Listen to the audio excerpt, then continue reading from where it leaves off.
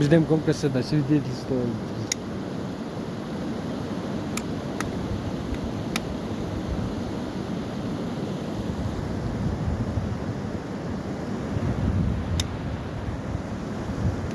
Bu жерде зулмаган баласы Адыл жылқы айлайды екен.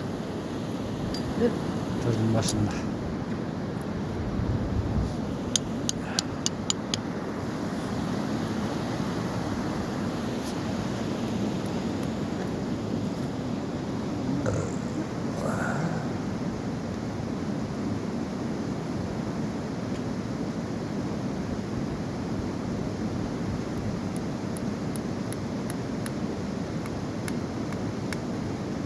Aktayım hey.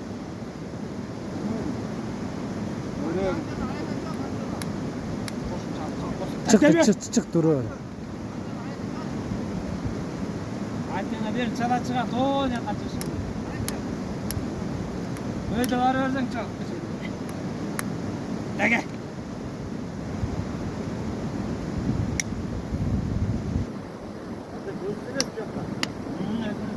Ya.